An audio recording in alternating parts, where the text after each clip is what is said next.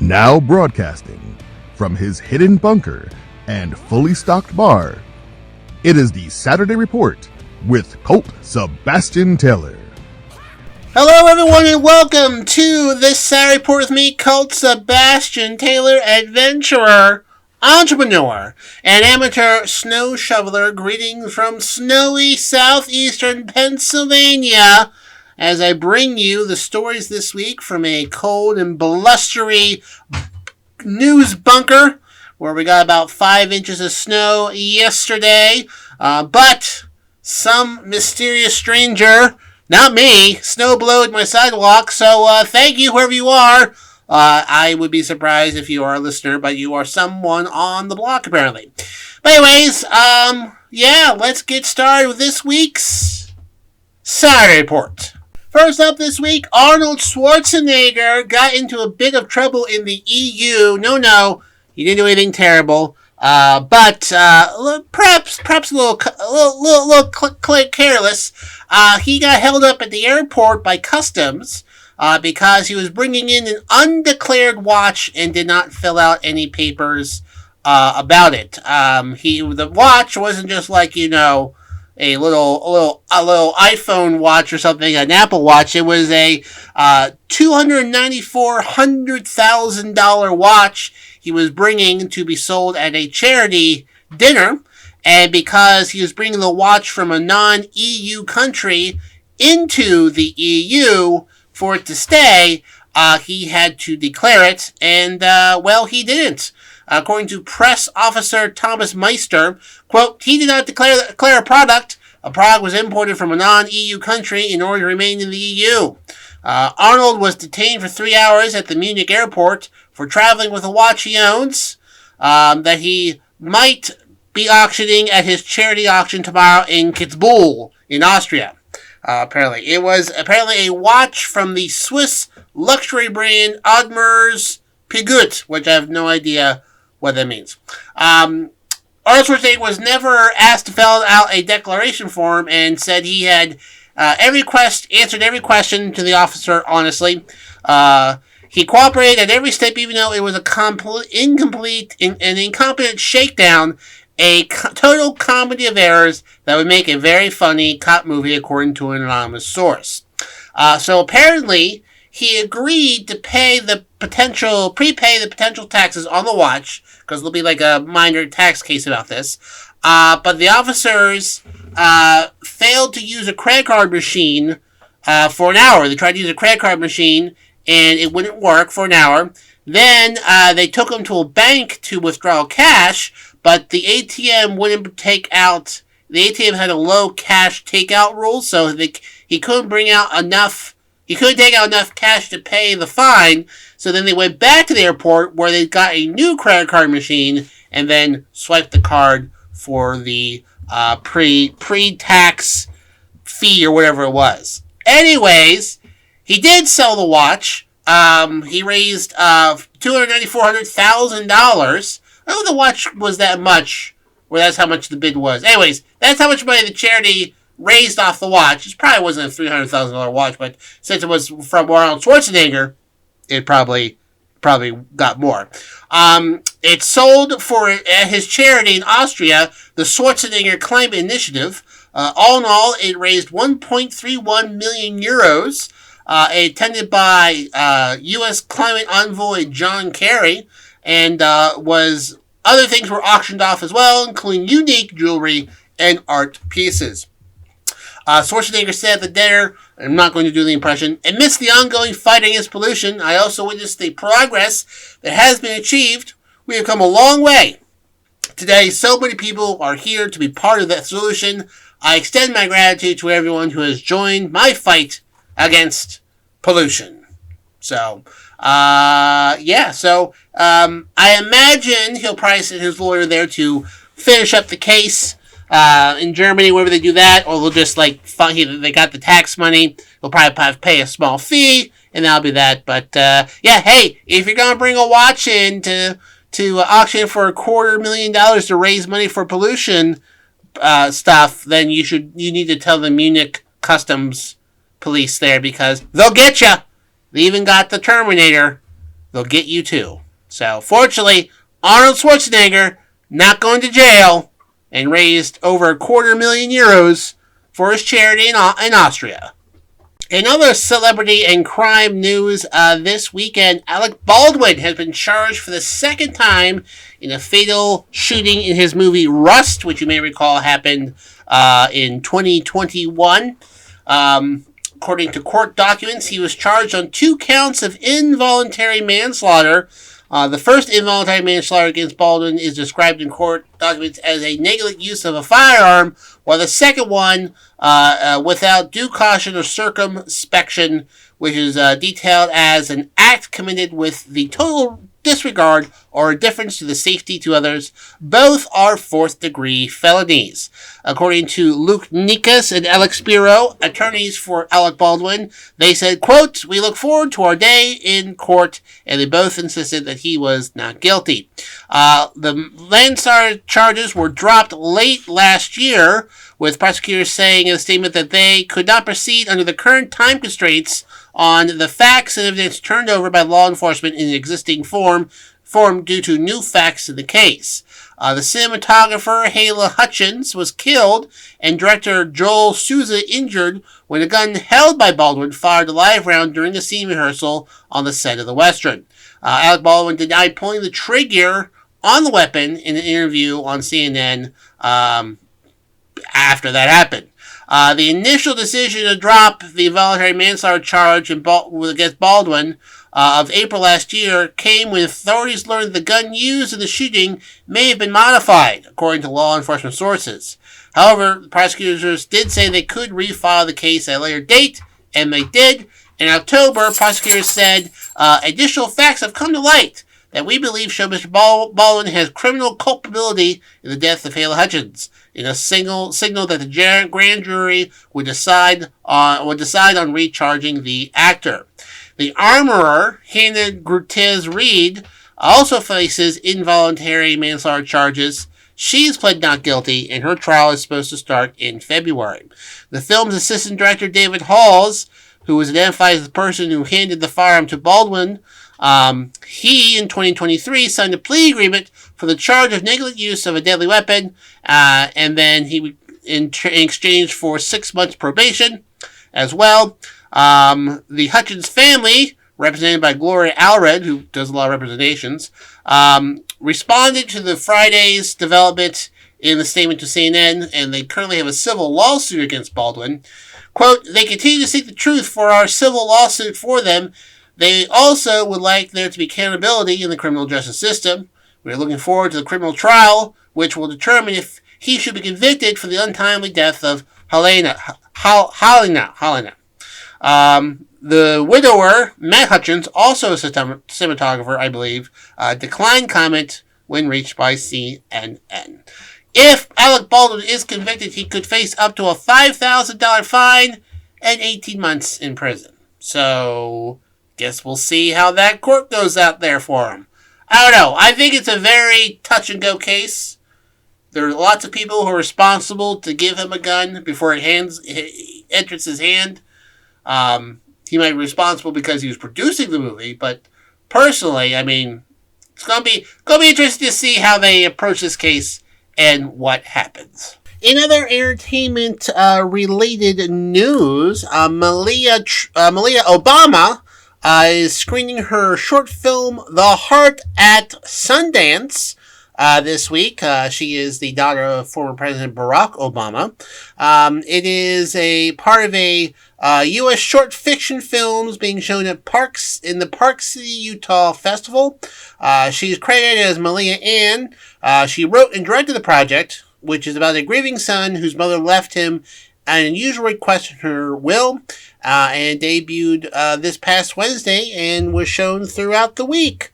According to Obama in a video, quote, the film is about lost objects and lonely people, forgiveness and regret, but I also think it works hard to uncover where tenderness and closeness can exist in these things.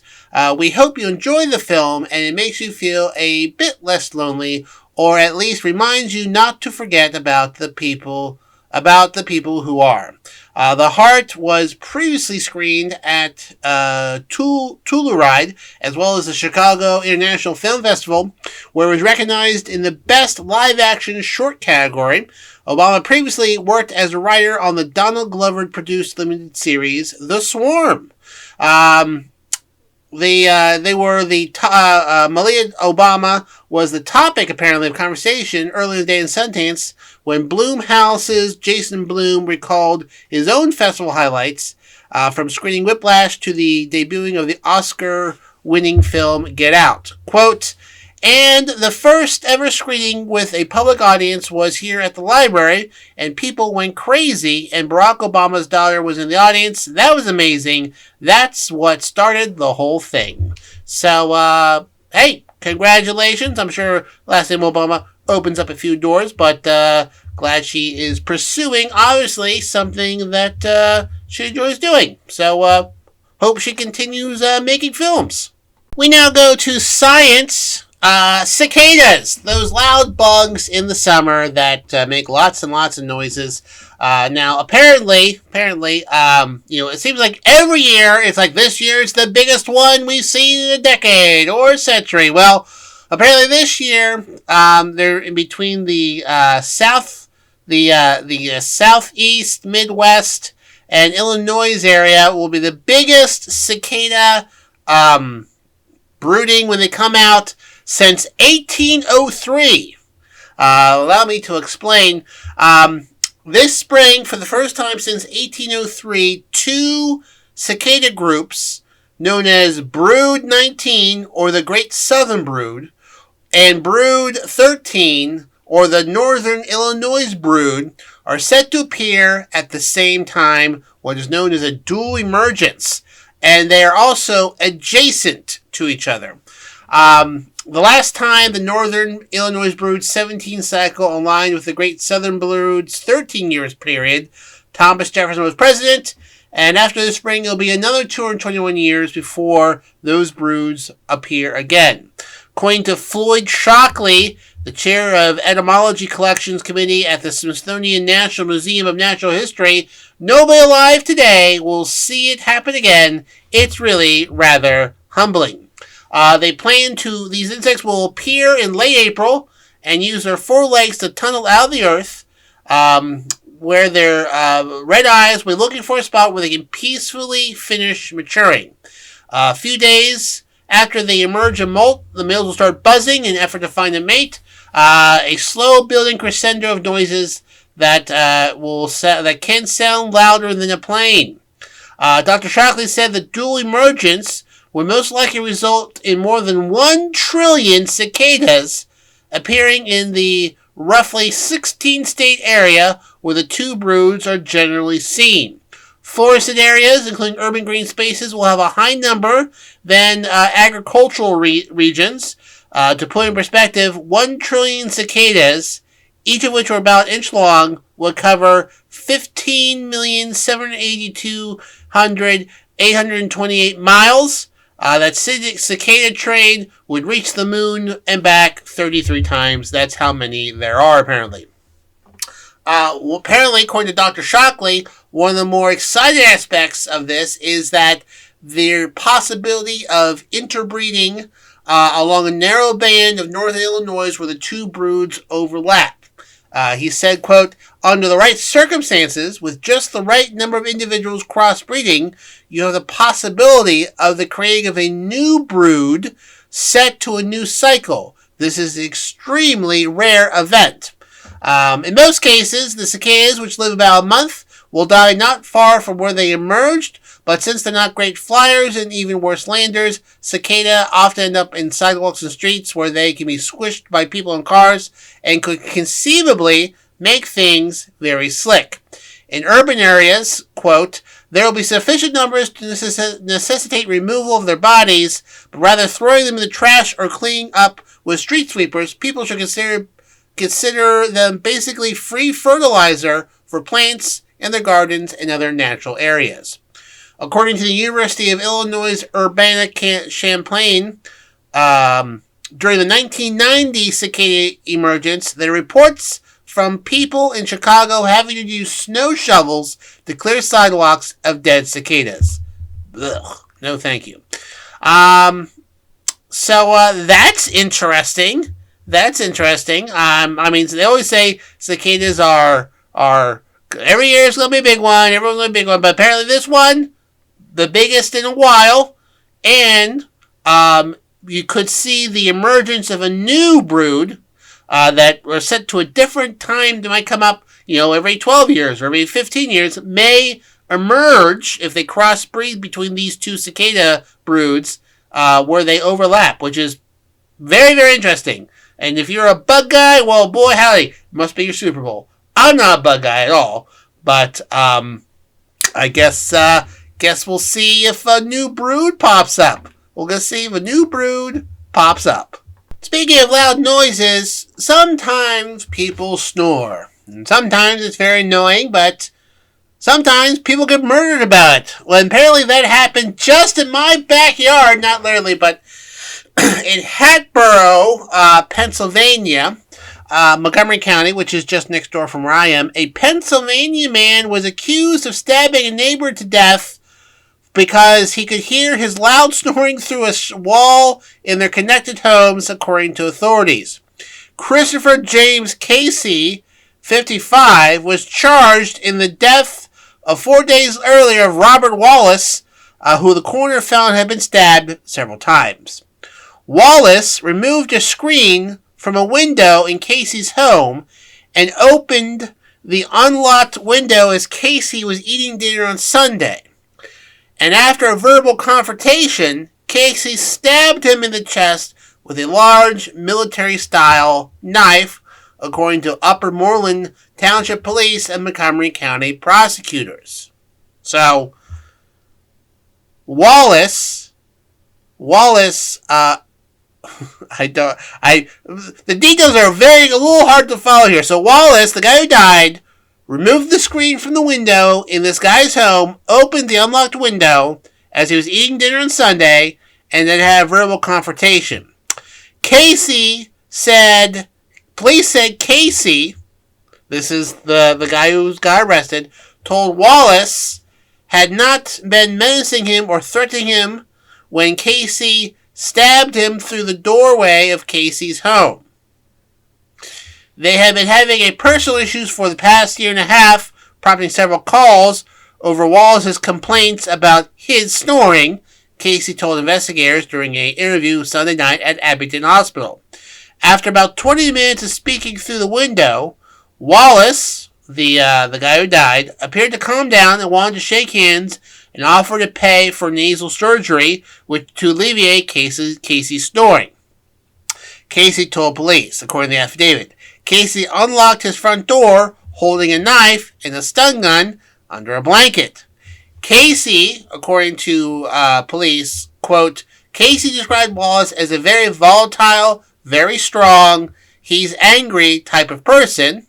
Casey said he did not believe Wallace's intention was trying to work this out and to shake hands and try to fix the situation was genuine. As a result, Casey decided to surprise him by stabbing Wallace with a knife. So, consider him surprised. Police responded to Casey's 911 call and found Wallace about 50 feet from his home. He later died at the hospital. Casey, guy who was charged, required hospital care for police called a self-inflicted and accidental stab wound on his leg. The window screen was outside of the lawn and the window opened when police arrived. There was blood inside and outside the home. Casey told emergency dispatchers that Wallace broke my window. Police said in an affidavit, I attacked my neighbor, he came to attack me. Casey's charged with third-degree murder, voluntary manslaughter, and possession of instruments of a crime. He remained jailed this weekend with a bail of $1 million. Prosecutors and police could provide no information on whether he had a defense lawyer. Efforts to reach a family member who might be able to comment were not successful, according to ABC 6 News. So, friends, if you're snoring loudly next to a neighbor, get a CPAP machine maybe. Might help a bit. Otherwise, you may end up accidentally stabbing someone to death and stunning them with a stun gun. So, Not win-win at all for anyone. So, just keep that in mind. Just keep that in mind. Next up, my friends, we go to space, where Japan this week becomes the only fifth nation to successfully achieve a soft landing on the moon. Soft landing means it landed on purpose. A hard landing means it crashes into the moon. Japan made its first soft landing on the moon this weekend, successfully, mind you. The mission did have some problems. The solar panels on the probe are not working. So it's going completely on battery power only, and that's expected to run out in a few hours unless they can figure out why the solar panels are not working. But the mission is considered to be a success because they was able to land correctly on the moon without crashing, becoming, like I said, the fifth nation to do it. The others, of course, being the Russia/USSR, the United States, China, and India, which I had mentioned earlier this year in August, their first successful moon landing as well. The name of the spacecraft was called SLIM.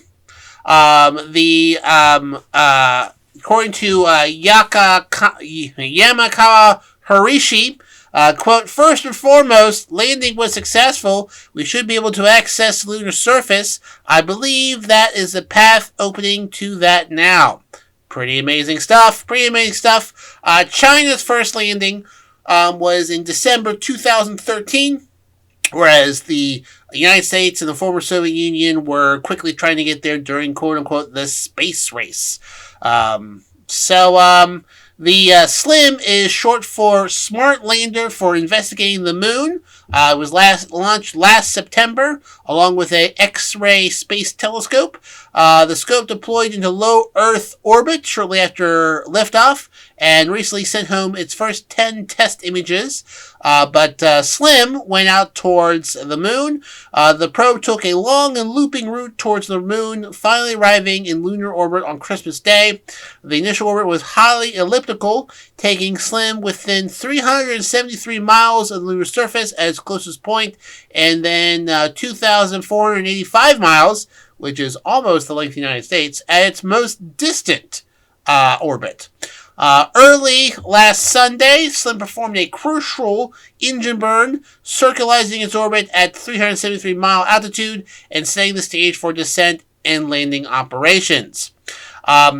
SLIM then burned again, bringing down its orbit down to 9 miles above the lunar surface. Then they culminated in the landing try, which began on Friday at 10 a.m. and wrapped up 20 minutes later. Apparently, everything went smooth and landed correctly. They were able to communicate with the probe from Earth. They couldn't get the power to work correctly, but they do think it landed successfully, and they're getting data back from this probe while the battery is still working. SLIM aimed to land within 330 feet of its target site on the rim of the Shelio crater, explaining the probe's Moon Sniper nickname. While impressive in its own right, the mission's landing ambitions were also key to the future scientific lunar exploration, according to the Planetary Society wrote a mission description. Quote, "Global interest in the moon is growing, and many nations and commercial entities are entering the field," added the nonprofit advocacy group, which is led by Bill Nye, the Science Guy. Quote, "The lunar exploration advances, so will the need for target-specific sites to address salient science questions. SLIM's mission architecture hopes to shift the standards of lunar landing missions from touching down where it's easy to setting down exactly where it is desired." SLIM also aimed to show that a small, relatively inexpensive spacecraft are capable of impressive exploration feats. The probe weighed just 440 pounds, which is pretty light for a space probe, without propellant. The mission cost about $120 million to develop, according to the Planetary Society. Yeah, so pretty amazing stuff. Slim also carried 2 tiny rovers with them, a little hopper called LEV-1 and a ball-shaped craft called LEV-2, short for a Lunar Excursion Vehicle. These little robots are designed to deploy from the Slim's mothership, gather some data on their own, and snap photos. Data indicates that both have been deployed successfully. LEV-1 is known to be working, adding to the mission's achievements. Slim is not the first Japanese spacecraft to attempt for a lunar touchdown.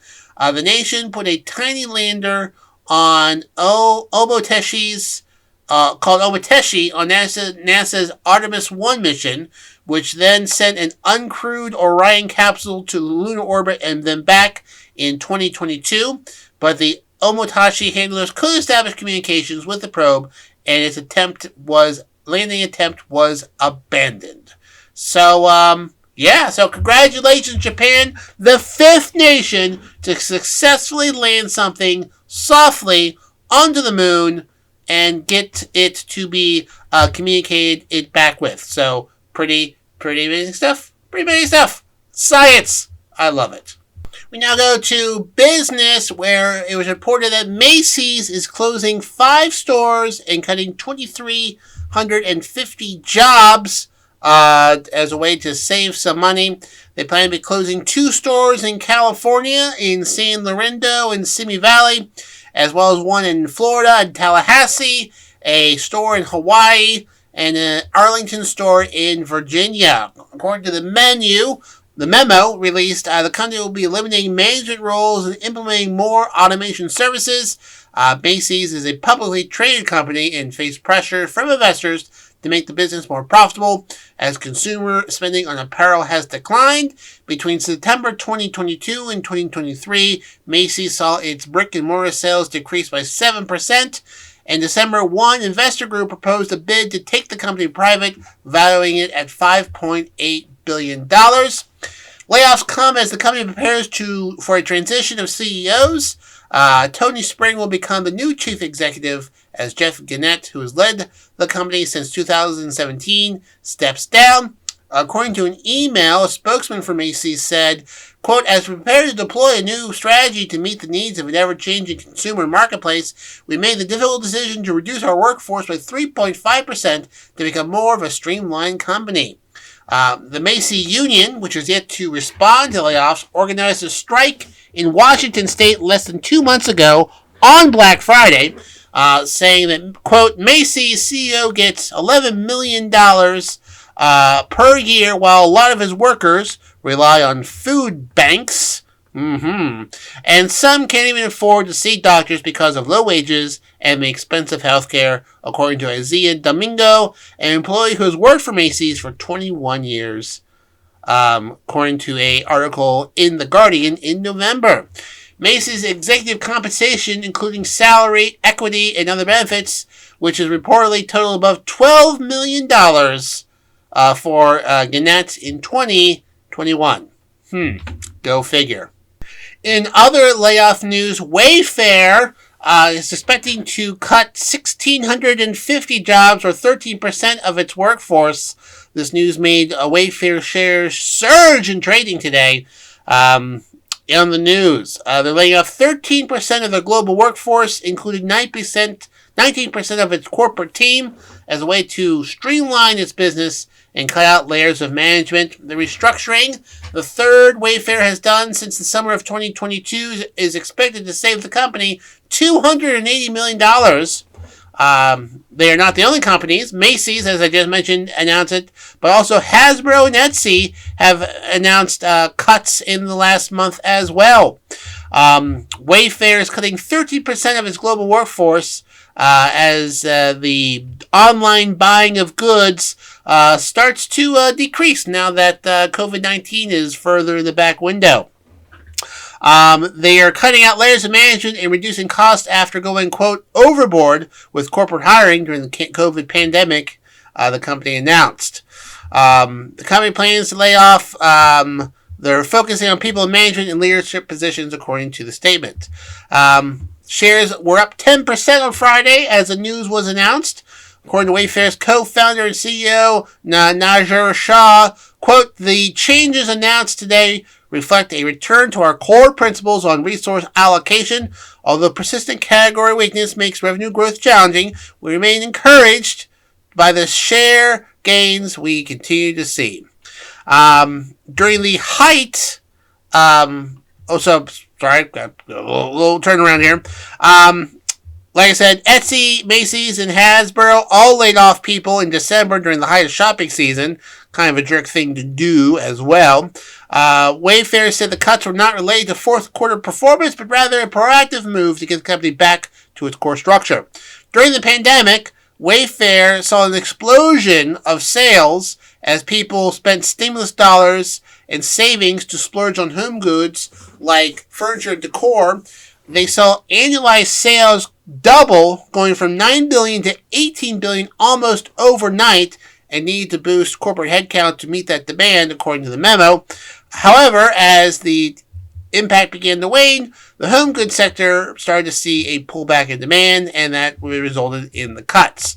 Quote, by mid-2022, it was clear we were seeing a bust period. It was also clear we had gone overboard with our corporate hiring during COVID. As everyone here knows, we had 2 significant corporate restructurings since 2022 to try to right-size this. Each time we used our best judgments, identified the cost target we needed to hit, and believed we were resizing to the right point. After each reduction, we have gotten more of our goals done faster. I believe we need to stay focused as a company on what committed small teams can accomplish. In many ways, having too many great people is worse than having too few. I don't know about that.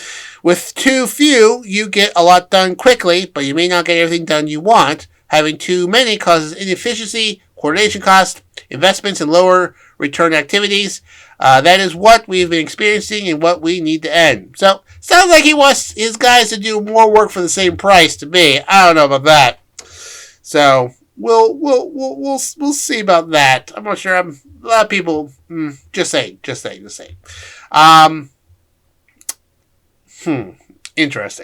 So anyways, the kind of people hoping to save money, whatnot, and I mean, a lot of places are, because they kind of expand for COVID for certain needs, and those needs aren't there anymore, but, you know, that the thing is, small teams get more done. I don't know about that. I don't know about that one. So, I'm going to call BS on that one there, CEO.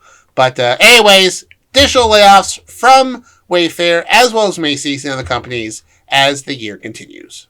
Next up, my friends, we go to fashion. Apparently, the mullet's making a comeback. And it was highlighted in 2 recent movies. The first is called The Iron Claw, set in the 1980s. It's about the wrestling family, the Von Erich brothers. In the 80s, mullet was very popular with rough and tumble Southern wrestlers. Also in Napoleon. Apparently, Napoleon-style haircuts look a lot like the mullet. And these 2 movies are causing this haircut to be a bit more popular. Apparently, the very curly mullet was apparently the thing that was done in Napoleon times. And between those 2 movies, which apparently are very popular, mullet is apparently starting to make a bit of a comeback. Business in the front, party in the back. Apparently, it's one of the most timeless and versatile haircuts of all time. And yeah, it's coming back. Not only that, David Bowie had a mullet for a while. Ben Franklin apparently had a hairstyle somewhat like a mullet and whatnot. So, I guess it's the thing. It's the thing now. So if you see more mullets, it's going to be hard to tell if it's from a wrestling movie or a Napoleonic movie. They could be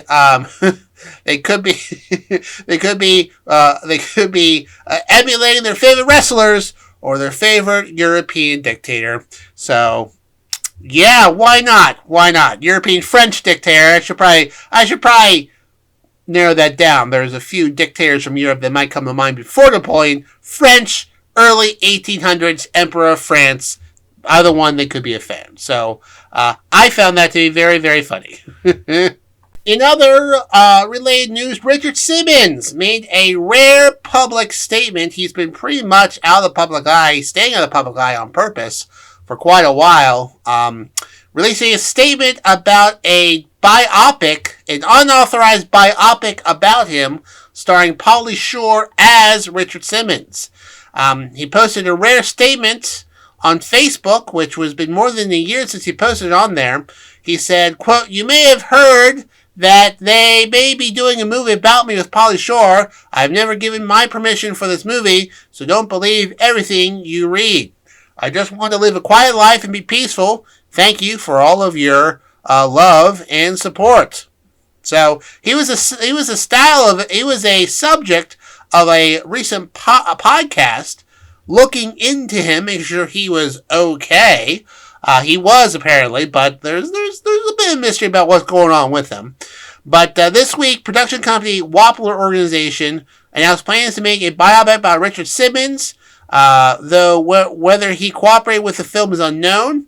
Following Simmons' statement, the company issued a response suggesting they'll still continue on with the unauthorized project.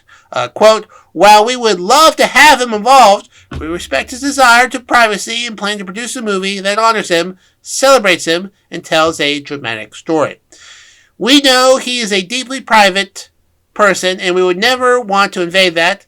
However, he is an amazing person that changed millions of people's lives, and that effect has had on the world needs to be recognized."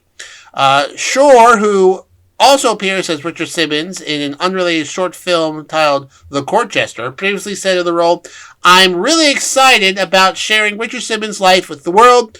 We all need this biopic now more than ever. Richard Simmons represented mental health, getting people in shape, and being his authentic, silly self." After decades, as you may remember, spending releasing fitness videos and making countless talk show appearances, he withdrew from public life 10 years ago in 2014, leading to speculation about his mental and physical well-being. However, in this rare statement, Simmons has insisted he merely chosen to live a now private life. A follow-up message to confirm the authenticity of his previous statement, Simmons added, "I have not had a manager or a publicist for years." So, he's handling all his publicity himself. Hopefully, it's decent. We'll see. It's Pauly Shore. I mean, Pauly Shore, he can have some good movies and he can have some bad movies. Hopefully, he does Richard Simmons right. And finally this week, some music news. Dominican authorities have arrested U.S. rapper Tekashi 6ix9ine on domestic violence charges in the country. He's currently being held in jail in Santo Domingo, the capital of the Dominican Republic. There were no immediate details available, and it wasn't clear if he had an attorney. A judge said he expected to decide whether the rapper will remain behind bars or be freed on bond as the investigation continues. This is not the first time he's had a brush with the law. First, in October of this year, he was arrested after assaulting a local music producer. Hernandez and his partner, Dominican rapper known as Yalan La Mesviro, had been recording at the producer's studio. He was also previously accused in the U.S. of using a gang as his personal hit squad, but avoided prison times after providing testimony against 9 Trade Gangsta Bloods, which operates in the U.S. East Coast. And then in March of 2023, he assaulted several people in a gym in Florida. So he's having quite a time, but now he's in jail in the Dominican Republic on additional charges. In other crazy music news, apparently Kanye West, I haven't watched it because I really don't have time to devote to this, made a 40-minute apology video to Jewish people. Don't know why it takes 40 minutes to apologize for the absolutely crazy things he said in the past. But hey, once Kanye starts rolling, there really is no stopping him when he starts talking. So, I don't know if it's been released yet. If it does, when it does, I'll get highlights and bring you an update about Kanye West about that.